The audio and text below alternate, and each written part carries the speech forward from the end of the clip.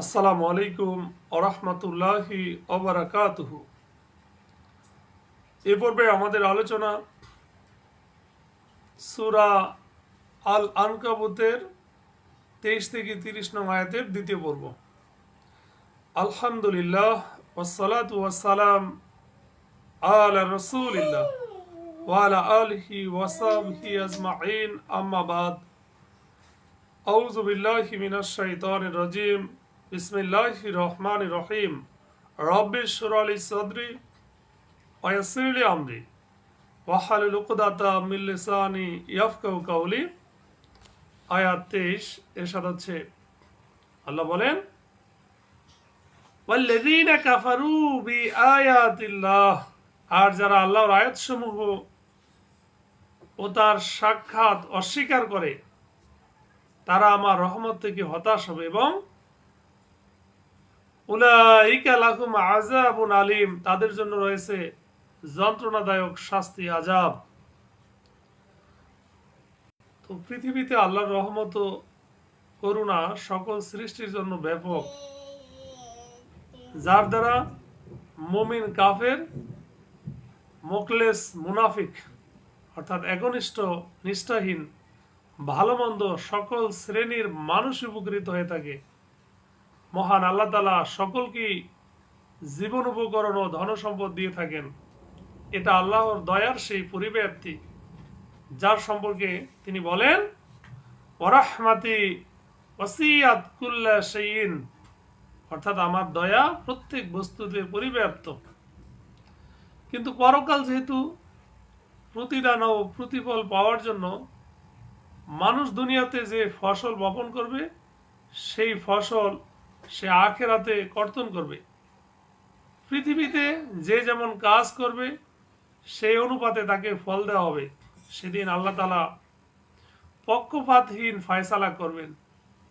পৃথিবীর ন্যায় পরকালেও যদি মুমিন, কাফের ও ভালো মন্দের সাথে একই প্রকার ব্যবহার করা হয়, সবাই যদি আল্লাহর দয়ার যোগ্য হয়, তাহলে প্রথমত আল্লাহর ন্যায় বিচারের উপর প্রশ্ন উঠবে এবং দ্বিতীয়ত কিয়ামতের উদ্দেশ্য অর্থহীন হয়ে পড়বে।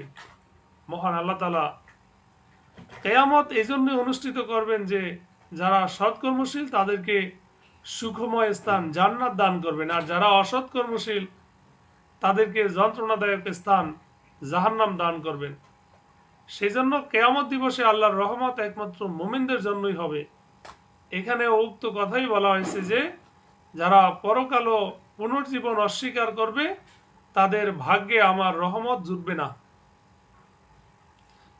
আল্লাহ তাআলা আমাদের সঠিক বুঝ দান করুক। আল্লাহ বলেন, ফামা কানা জাওয়াবা কওমিহি, অতঃপর নবী ইব্রাহিমের কওমের জবাব ছিল কেবল এই যে তারা বলল, ওকে হত্যা করো অথবা জ্বালিয়ে দাও। অতঃপর আল্লাহ তাআলা আগুন থেকে তাকে রক্ষা করলেন। নিশ্চয়ই এতে বহু নিদর্শন রয়েছে যারা ঈমান আনে সেই কওমের জন্য। তো তো এখানে মূল যে বিষয় তা হচ্ছে যে আয়াতগুলোর পূর্বে জিবরাইল আলাইহিস সালামের কথা আলোচনা করা হয়েছিল। এখন আবার তার শেষ অংশে আলোচনা করা হয়েছে। মাঝে আনুষঙ্গিকভাবে আল্লাহর একত্ববাদ ও তার শক্তি ক্ষমতা সম্পর্কে কিছু আলোচনা হয়েছে। এই সমস্ত ইব্রাহিম আলাইহিস সালামের উপদেশের অংশ বিশেষ। এতে তিনি একত্ববাদ ও পরকাল প্রমাণে কিছু দলিল পেশ করেছেন। যখন তার জাতি এইসবের কোনো উত্তর দিতে সক্ষম হলো না, তখন তারা অত্যাচার ও কঠোরতার পথ অবলম্বন করলো। এই যে বিষয়টাই এখানে তুলে ধরা হয়েছে, বিশেষ করে শেষে তারা ইব্রাহিম আলাইহিস সালামকে অগ্নিকুণ্ডে নিক্ষেপ করলো। দ্বিতীয়ত আল্লাহ তাআলা আগুনকে শান্তিময় শীতল করে নিজ বান্দাকে রক্ষা করলেন।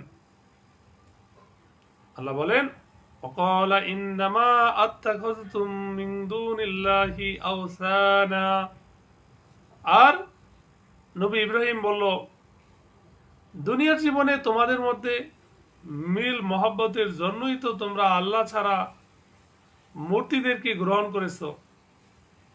তারপর কিয়ামতের দিন তোমরা একে অপরকে অস্বীকার করবে এবং পরস্পরকে লানত করবে, আর তোমাদের নিবাস জাহান্নাম এবং তোমাদের জন্য থাকবে না কোনো সাহায্যকারী। তো সম্মানিত শুধু এখান থেকে দুটি বিষয়। প্রথম বিষয় যে এইসব তোমাদের জাতীয় দেবতা, যা তোমাদের একতা ও পারস্পরিক সম্প্রীতির কারণ, যদি তোমরা তাদের ইবাদত ছেড়ে দাও তাহলে তোমাদের একতা ও পারস্পরিক সম্প্রীতির বন্ধন ছিন্নভিন্ন হয়ে পড়বে।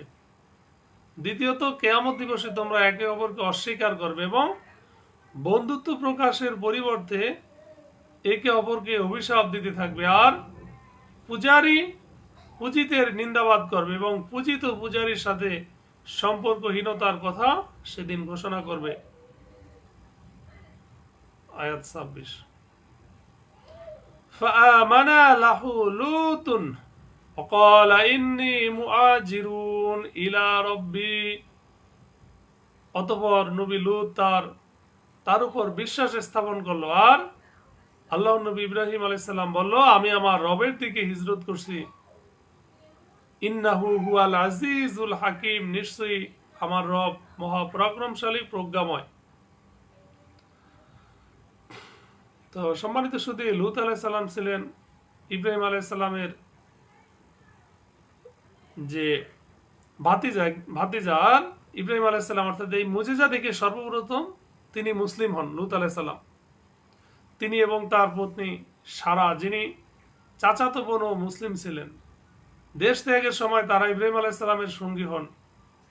ইব্রাহিম আলাইহিস সালাম বললেন, আমি আমার পালনকর্তার উদ্দেশ্যে দেশ ত্যাগ করছি, আর উদ্দেশ্য এই যে এমন কোন জায়গায় যাব যেখানে পালনকর্তার ইবাদতে কোনো বাধা নেই।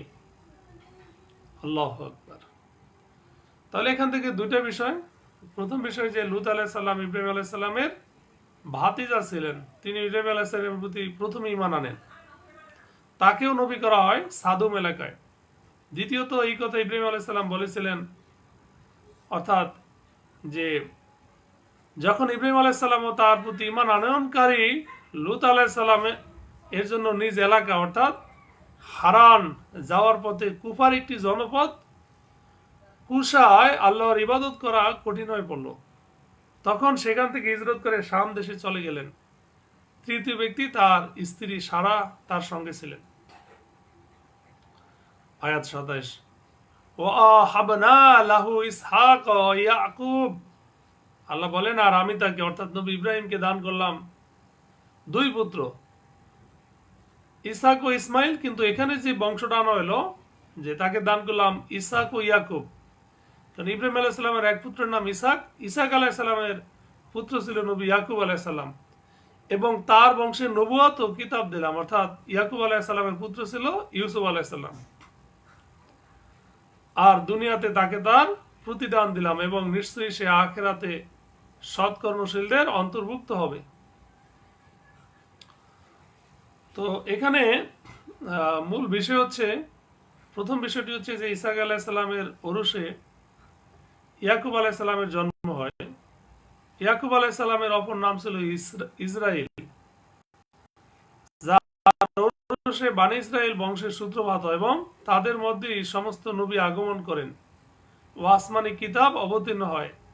শেষ পর্যায়ে আল্লাহ রাসূল সাল্লাল্লাহু আলাইহি সাল্লাম ইব্রাহিম আলাইহিস সালামের দ্বিতীয় পুত্র ইসমাইল আলাইহিস সালামের বংশে জন্ম লাভ করে নবী হন, এবং তার উপর কোরআন অবতীর্ণ হয়।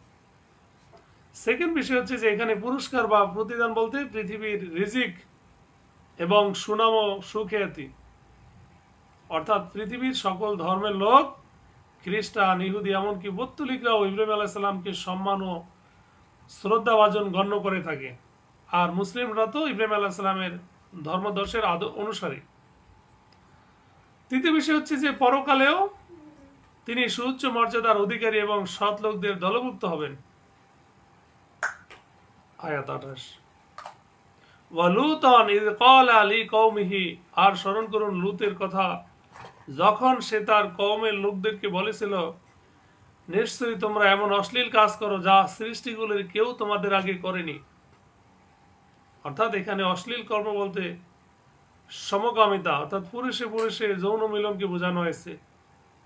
পৃথিবীর ইতিহাসে লূত আলাইহিস সালামের জাতি এই কাজ সর্বপ্রথম শুরু করেছিল। আয়াত 29। আইন্নাকুম লাতাতুনার রিজালা, যে তোমরা তো পুরুষের উপর উপগত হও এবং রাস্তায় ডাকাতি করো, রাহাজানি করো, আর নিজেদের বৈঠকে গর্হিত কাজ করো। তার কওমের জবাব ছিল কেবল এই যে তারা বলল, তুমি আল্লাহর আযাব নিয়ে আসো যদি তুমি সত্যবাদীদের অন্তর্ভুক্ত হও।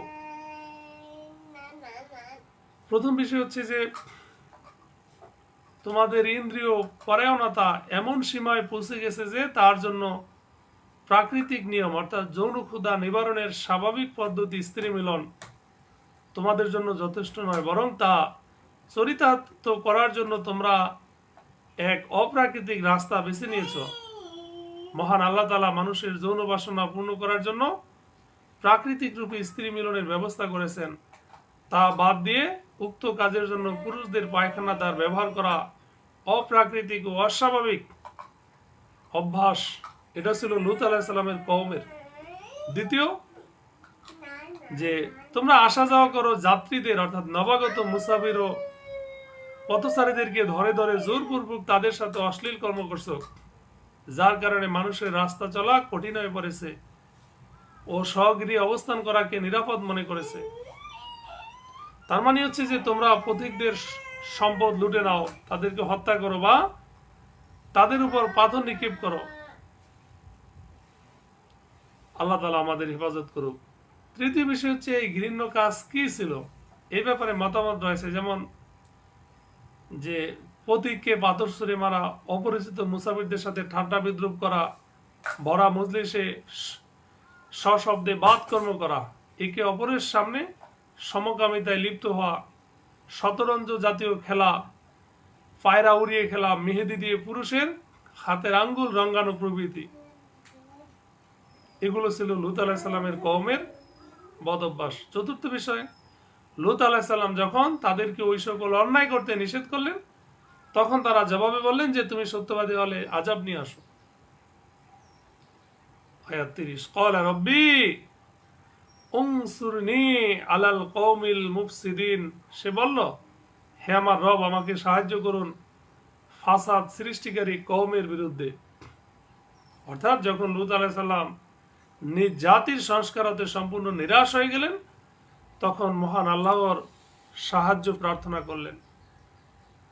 আল্লাহ আমাদের সঠিক বুঝ দান করুক।